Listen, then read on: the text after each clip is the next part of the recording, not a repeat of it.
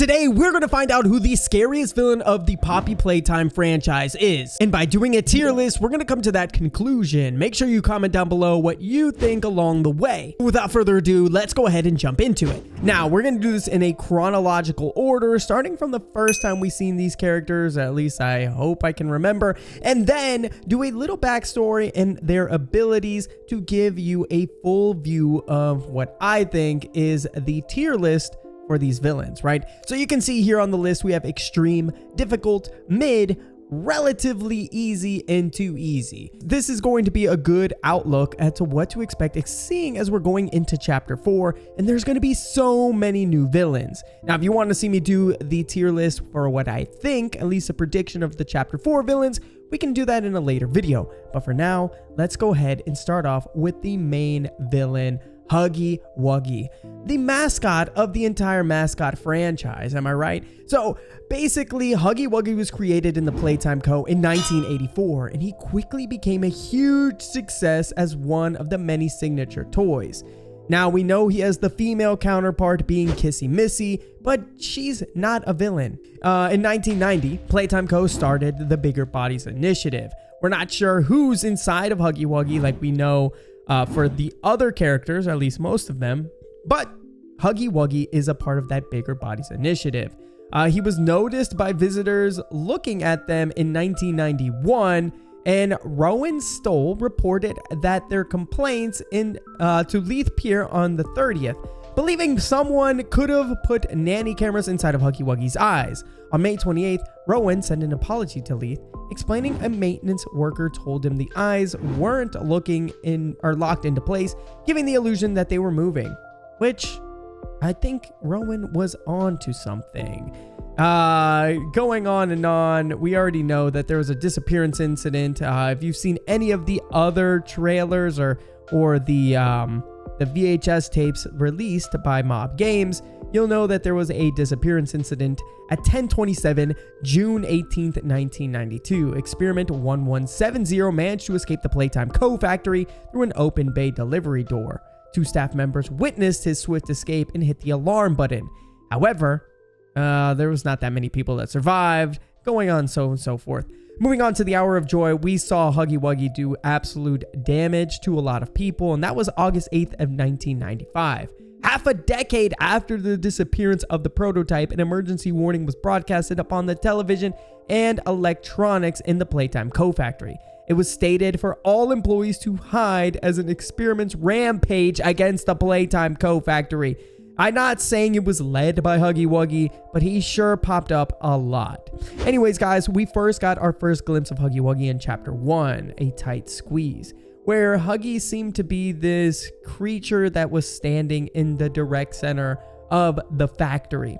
Now, obviously, as the game went on, we've come to know and love the chase scene, where Huggy Wuggy moved through these small vents, obviously being able to contort his body through smaller places.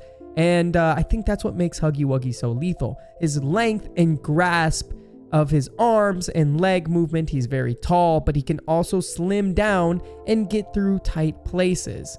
He also is pretty durable. We saw when he fell from the top of the factory to who knows where. I believe he's still alive, which makes him even creepier. And that's why I hate to do this, ladies and gentlemen, but I think we're going to have to put Huggy Wuggy in the extreme of the tier list. He is an extreme villain. He's creepy. He comes across like this cute little character. Even his name is Huggy Wuggy. But this guy behind these dark black eyes is waiting to strike and kill at any given moment. And I think that's just what makes him so sinister and so deadly. His mouth can open up. His teeth are probably one of the sharpest next to Boxy Boo's in the franchise. And I mean, the list goes on. Like I said, he's one of the biggest Bigger Body Initiatives, at least that we've come across at this point. And I mean, how can you not put the top tier? You know what? I'm starting to have second thoughts. No, we're going to leave him there. We're going to leave him there because up to this point, he has proven that he is a menace, right? So moving on to the next character on this list. The next character on this list is going to be Bunzo Bunny. Now, we seen Bonzo in the mini game. I mean, I guess it was more of a mini game where he was coming down from the top of the wall, Spider-Man-esque, just slowly falling down with his tambourine. No, those aren't tambourines. His cymbals clapping in the distance. And no, those weren't his cheeks. Those were his cymbals. So that was in Fly in a Web. That's where Mommy Longlegs was the main villain. And that was chapter 2. He was in the musical memory. That's what the name of the game was. And as we played the game, making sure that we hit the corresponding notes and and to their color, Bunzo Bunny was slowly retracting from the ceiling, waiting to kill a player. But once we succeeded, Bunzo stopped descending, crashing his cymbals, and then stayed in his current position, which makes me think he's obviously somewhere still around. Now, a few moments after the player leaves the game area, faint thrashing noises as well as crashing from Bunzo's cymbals can be heard. I don't know what that means. We don't ever see Bunzo necessarily coming to his death, but this indicates that Mommy Longlegs could have potentially murdered Bunzo for failing to kill the player, because she was not she was pretty upset. When we survived, she was not happy at all. And you know what? Rightfully so. I mean, her whole point was to get back at us for whatever she thinks we did. Bunzo's corpse can be spotted on the ceiling, hanging motionless and trapped by Mommy's webs. Now, the cable attached to Bunzo's back that was used for his ascent and descent in the musical memory is nowhere to be seen. I don't necessarily think just because we see Bunzo in the state that he's in means that he's no longer with us in the game. If anybody knows how to bring a character back from what we thought was death, it's Mob Games. But all that being said, I think Bunzo shows up again in chapter 3. There's like a toy where he's like walking and clapping with his cymbals in the counselor's office, but not really after that. But that doesn't mean that he's out of the picture. Either way, guys, I don't really think the Bunzo minigame was hard at all. I don't remember it being scary at all. I don't think Bunzo's physical appearance is scary. Yes, he rocks these cymbals, but what is he going to do? Clap us to death? And I mean, he does have sharp teeth. Don't get me wrong. Don't let those 2 buck teeth in the front fool you. He does have sharp teeth. But that being said, I'm going to go ahead and have to put Bunzo on the...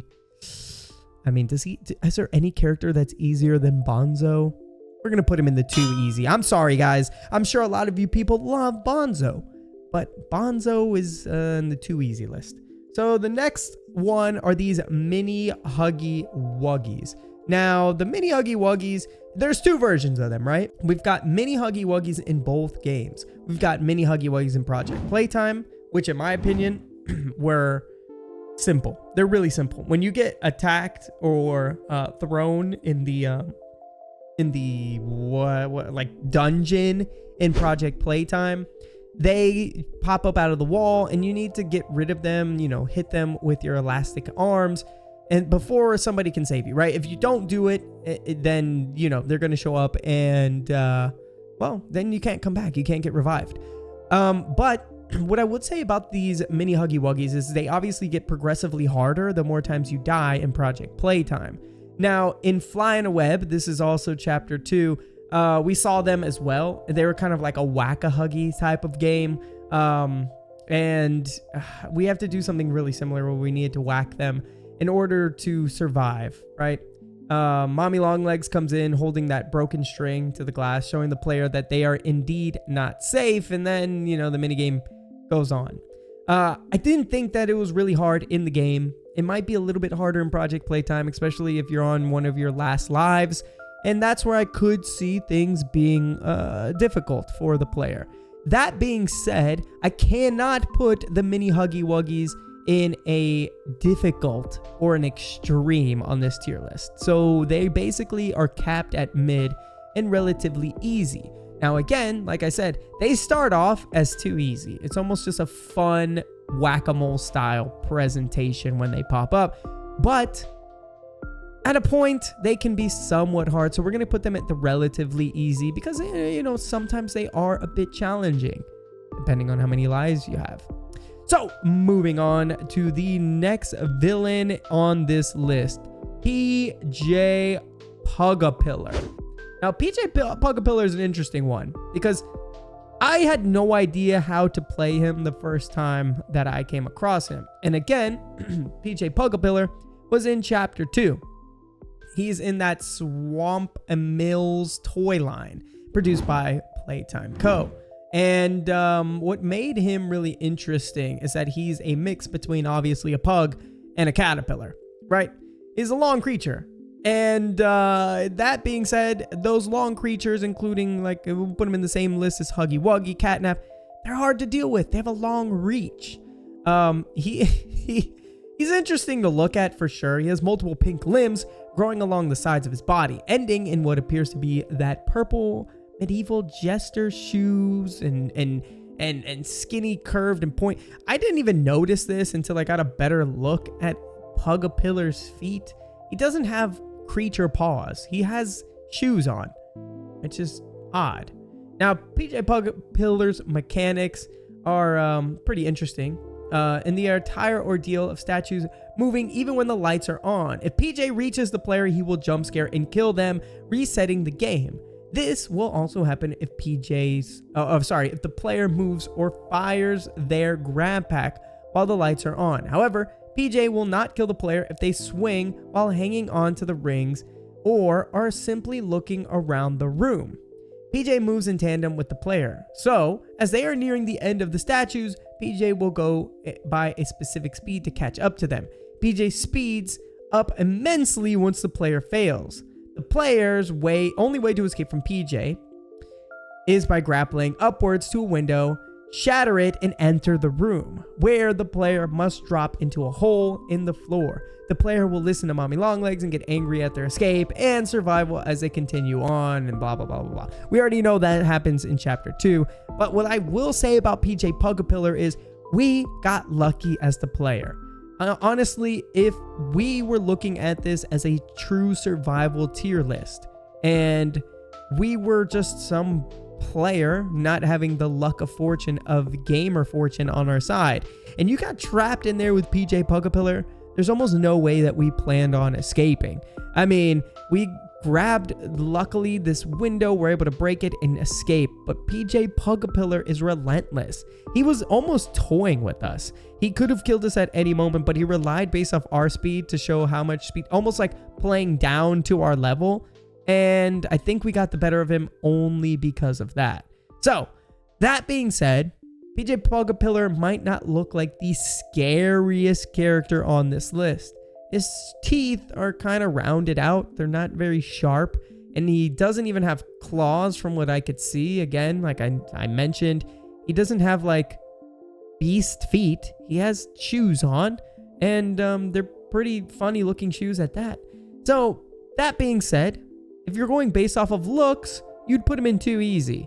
But seeing as this relentless beast is out for blood and is actually not too shabby as an attacker, we're going to go ahead and throw him in the difficulty. He's fast, he's strong, he's super long. We're going to leave him there at the difficult range.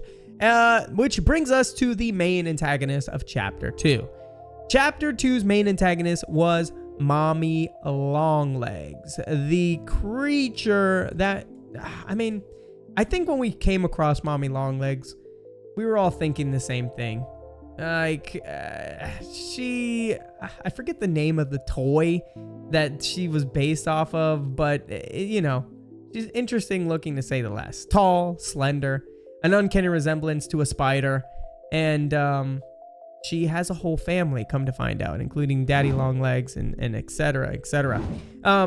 We don't know what provoked her as far as why she wants to attack the player. There's a lot of lore behind Mommy Longlegs. She makes us participate in several games throughout the entirety of Chapter 2. And again, is toying with us. We are literally a fly in her web, which is the title of Chapter 2. And she introduces us to a lot of her other characters, which makes me think she has the power to manipulate the ones around her to do her bidding. And that makes her the most powerful out of these characters, right? So Bonzo, if possible, she might have killed Bonzo Same with the mini Huggy Wuggies, and who knows, maybe even PJ Pug-a-pillar. She was not happy when we escaped from him as well. But I just don't know, like, yeah, actually, you know what? It was really challenging to finally kill, or at least what we think is kill, Mommy Longlegs. A quick backstory on her. It was like this elastic character that was originally created in 1991. She was created from the orphan Mary Payne and designated as an experiment 1222. While she was extremely hostile towards the scientists, she acted warm and motherly towards the Bigger Bodies Initiative experiments, functioning as their protector, or using her best strategies to manipulate these characters somewhere down the line. The scientists eventually decided that she was that she was the perfect host for guiding and soothing the children throughout their time within the game station. Despite her conditioning, she was still hostile to the staff. So they maintained a 20-yard distance away from her and created this intercom recordings to inform the children about their final game. Again, it seems to be out for blood towards the scientists. She liked the other bigger bodies. A lot of the bigger bodies were children, so I think she preferred them because of that reasoning. At some point during the Hour of Joy, she encountered the prototype and participated in the massacre against the scientists on August 8, 1995. After this event, she worked with the experiment 1170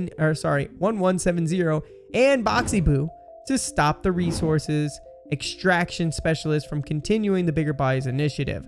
So, I mean, is she really all that bad, or just looking to revenge the horrible misdeeds that these scientists committed to these children? If you look at her body, again, going on a survival standpoint here, long range, not really sharp when it comes to any type of teeth. She almost looks like she has gummies in her mouth. But she has this web function. Obviously, she serves similar to a spider. And if she really wanted to, she could just strangle you to death. So, that being said, we've got to put Mommy Longlegs on the difficulty. I'm sorry if any of the main antagonists from any of the 3 chapters don't end up in at least difficult, then Mob Games did a poor job. You know what I mean? They've done a poor job up until this point, if that were the case. But that's not the case. And again, she seems strong enough to put Pug-a-pillar and the other 2, in check. So she has to at least be at the same range as Pug-a-pillar, in my opinion, putting her at difficult. Now, the next one is really interesting. We get our first glimpse of the prototype in chapter 2, at least the end of it, when he's pulling Mommy Longlegs' body away. Now, she seems very fearful of this. She doesn't want to go with him. It's almost like she'd prefer death than to go with the prototype. I think she knew what was coming. She knew that eventually this prototype would use some parts of her body, pull them pieces, and eventually make her basically take her favorite features, his favorite features of her, and make him his. He's creepy. Don't get me wrong. He's followed us all throughout the game. All the characters in the game seem to be afraid of him. He hasn't really done much to us other than potentially sending Catnap after us and the other monsters. I'm trying to really think here. I mean, Huggy Wuggy doesn't really talk, so there's no telling why he attacked us. But either way, the prototype is interesting. Again, he hasn't done anything to us. He's creepy. I mean, we've only seen his arm, so how creepy could a character with only his arm be? That being said, it's hard for me to list him in the extreme. He might end up there by the end of the franchise, but the way they're teasing him, it's hard to put him there. Difficult, I would say, potentially, but again, we haven't seen him do anything just yet. And then mid is where I'm gonna have to put him. Right now, he's mid. He's mid. He has a good storyline. It's very mysterious, don't get me wrong. Everything that's led up to the story from Mob Games and all their teasers and so on and so forth makes it seem like he's like the devil of the Playtime Co-Factory. He's the devil. Like, that's the one guy who started it all, including the Hour of Joy. He was behind the whole process. So he is creepy, but right now he sits in the mid tier for me. Let me know if you disagree in the comments down below, but we're moving on to Boxy Boo. Now, Boxy Boo, on the other hand, this guy is crazy. Boxy Boo hasn't really shown up other than little cutouts and suggestive paintings and things like that in the actual the Poppy Playtime franchise, but he does play a huge role in Project Playtime, and he is really, really scary in the game, right? If you pick him as the monster, you've got to watch out, because this guy can jump from one side of the map to the other with no problem. His teeth are so scary, and on top of that, he's got claws to go along with it, right? So it's like, I mean, just on looks alone is really, really creepy. I mean, who doesn't think of Jack in the Box as creepy, right? Like, the slow unwinding, even when he was first revealed, was just incredible. Again, his debut was in Project Playtime, and his appearance in itself is very vibrant, which makes me think that he wasn't supposed to be this horrifying creature that he is. I think the story goes with Boxy Boo that he was originally created in 1966, 5 years after Bron Bron, and Playtime Co. found a new purpose for him. His box could be seen in the tape introducing the Bigger Buys initiative, which obviously he was there from the beginning, and as the Experiment 1188, the Bigger Buys initiative proposal referred to Experiment 1160 having enhanced mobility, a quality Boxy Boo is known for.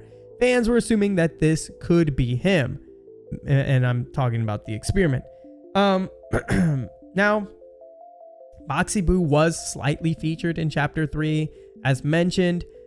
He's shown in the VHS tape during the Hour of Joy when Poppy finally shows us that, which makes me, he's going to be a part of, I don't know if he's going to be a part of Chapter 4, to be honest. There's so many characters. I just don't think that they can throw him in there. And I hope that they don't forget this character, because he is really, really creepy. And, he has a lot of potential to be something insane. And that alone, I'm sorry, I can't put him in mid. I can't put him in relatively easy, and I can't put him in too easy. From a survival standpoint, Boxy Boo has to be extreme. Like, when we do finally come across this character, it has to be extremely difficult to escape from him. Otherwise, Mob did a huge disservice of this entire rollout. He is freaky. There's no way around it. He's very freaky. And the way he can jump and maneuver, his scaling from a standpoint of being in a little box to flying across maps, it has to put him in extremely difficult. It's similar to why I put Huggy there. Like, they're creepy. Big teeth, can reach you from all angles. And what makes Boxy even scarier than Huggy is you don't even see him coming. He blends in so well with the toys around him that 1 minute a block is eating you alive. So Boxy Boo goes right there in extreme. Now the next one is Daddy Longlegs. Daddy Longlegs, let's be honest here, he probably has all the same abilities as Mommy Longlegs, but he's in the shadows for a reason. He's a skin of Mommy Longlegs in Project Playtime. We haven't seen him for sure in any of the games other than little, I guess it's kind of similar to Boxy Boo, right? Like, we've seen him, mention of him at least in some aspects of Chapter 3, but I don't know. To be honest, he has a little history. Like Mob has been really secretive with him. He hasn't really shown much. And so for that reason, I would put him right here with difficult, but just the fact that he hasn't done anything and Mob kind of dropped him as a character, I have to put him in mid. I'd put him in relatively easy or too easy, but I don't know enough about him. I guess it's kind of similar to the prototype, but even less. Like, we literally have no idea anything about Daddy Longlegs. Which brings me to the man of the hour, Catnap. Catnap is the main antagonist of Chapter 3, right? He was like the smiling critter that got away. And he has a pretty interesting story. If you don't know, he's named after, he is Theodore Graham Bell. He is an orphan in 1990. It was chosen to become Catnap, the Bigger Bodies Initiative form of him. He was originally responsible for looking after the notorious Home Sweet Home and play care facility that held child experiments captive. Experiment 1188, aka Catnap, contained a non-lethal but potent version of red smoke. Obviously, that's what sent the little orphans into dreamland. And what better way to do it than have one of their own deceive them? So during the Hour of Joy on August 8, 1995, Catnap, along with many of the other experiments, turned on the company staff, slaughtering innumerable employees. Following the rebellion, Catnap stayed at the play care until the eventual return of the player, which is us. In 2005, Catnap was commanded to locate and defeat the player, recruiting a series of other monsters experiments in the play care. Ultimately, Catnap fails to complete his objective and then gets burnt alive and then eventually gets taken by the prototype. Or so we think. Now, there's a lot of theories behind that, and if you want to see this video right here on the screen, we talk a little bit more about that. But one theory is that, you know, every time we see this red smoke, Catnap gives us these illusions that what we are seeing is perceived to be real, but not always the case. So I sometimes wonder if when we saw that red smoke, which is right before the boss fight with Catnap, and why all of a sudden would this be real life? It makes me think that Catnap didn't actually die. And I know that's a common theme for me when it comes to Project Playtime, but I just can't be fooled, ladies and gentlemen. These characters, especially Catnap, like he's a crowd favorite. I mean, the amount of plushies that have probably sold of Catnaps has got to be insane. I have a 3-year-old nephew who literally still to this day, all he wants for Christmas is Catnap related things. So, by the way, we got to stop talking about like how cute and cuddly he is, and let's talk about how creepy he is. As a bigger body's toy, he is lethal, right? If you're not expecting Catnap, he's going to hit you with his poppy gas, and he's going to eat you alive. He's humongous, has the reach, he's very, very fast, he's cunning, he's smart, and he's completely controlled by the one and only prototype, which makes him even more dangerous. He will do whatever bidding the prototype wants from him. He's loyal. And for all those reasons, you have to put Catnap in difficult. Actually, nah, he's the hardest boss we fought in Poppy Playtime. Let's be honest here, guys. There's literally nobody harder. There's only one character on the list that might be potentially harder, or maybe had a harder interaction with. Catnap is got to be at least in the extreme. All right, Nightmare Huggy. I mean, the one character that has actually proven to catch us. Let's be real here, guys. You can't escape Nightmare Huggy. The only problem with Nightmare Huggy is he might not even exist. Definitely the creepiest one on this list. Well, Miss Delight is up there too. But Nightmare Huggy, you know, we get that glimpse of him. He opens up a dark history to our player and what we potentially could have done and why we're back at the factory to begin with. The only problem with Nightmare Huggy is he might not be real. But if he is real, he's got to be extreme.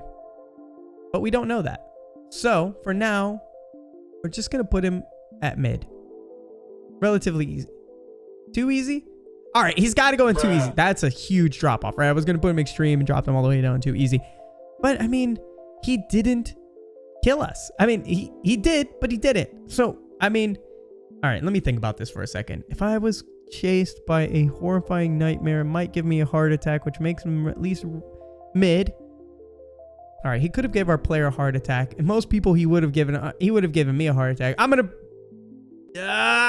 All right, he's got to go in extreme. He's insanely freaky. But if you're okay with jump scares and you love those kind of things, then he drops down to too easy. But I mean, dude, imagine. Let's put this at a survival perspective once again. Imagine this thing chasing you throughout anywhere. It doesn't even have to be the creepy orphanage. Yeah. All right. We're going to put him in extreme, especially if he somehow ends up becoming real. Moving on, Miss Delight, the character who above all else survived in the Hour of Joy, hiding away, eventually eating her counterparts and creating this horrifying mallet. Not to mention, her face is completely battered, revealing even even creepier version of herself. I didn't know it was a possibility for her to get more creepy, but she got even more creepy. She has a plan. She's sinister. She comes after the player. Doors are locked. You have to escape. You have to. It was a very, very hard encounter. And that was the character that I was talking about when I said the only character that might have potentially been harder to deal with than Catnap was Miss Delight. She was a pain in the butt. She was everywhere inside of that school. Like, it was not easy. And she was very freaky, and she's fast. She's so fast. So for all those reasons, horrifying looking, horrifying mallet that does extreme damage if it even touches you, and a will to survive. She's a survivor in itself. She's made it this far. She's not afraid of any other monster, and she's just insane. So we have to put her in difficult. At least. I would put her above in extreme. The problem is she's confined to the school, right? While all these other characters can move freely throughout the entire factory, if possible. I mean, this one can come attack you in your dreams if he wants to. But the fact that she's just confined to that area inside of the Poppy Playtime factory means she has to stay in difficult and only difficult. Now, the smiling critters. I wouldn't even consider these critters to be villains. I know they're the mini forms of them, but the mini forms are trash. They didn't really do anything scary. I mean, they ate Dogday alive, so I guess that would make them cannibals, which is really freaky. They were relentless and seem to be quite resilient to death. I don't know what they're eating at this point. Pretty much anything that Catnap wants to give them as scraps, which makes them kind of creepy, but at the same time, they're a Poppy Playtime's version of a roach. Cool characters, don't get me wrong, but as far as we know, none of them survive other than their mini forms. So with all that being said, I would put them at too easy because they were super easy to deal with inside of chapter 3. And the last character that we were introduced to in chapter 3 is the loved Dogday. Dogday is a good guy. At least he comes across as one inside of chapter 3.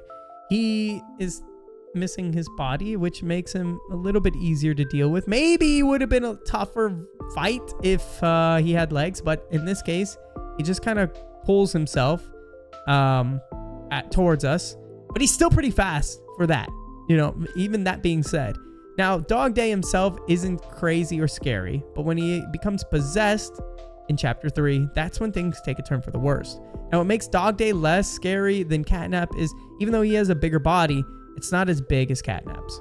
And he doesn't, like I said, have legs or any special abilities for that matter, at least from what we can tell. He doesn't have red gas, and he doesn't really have sharp teeth or anything in between. He looks to be about the same size, maybe a little bit taller than our player, which, you know, that's not too hard to deal with.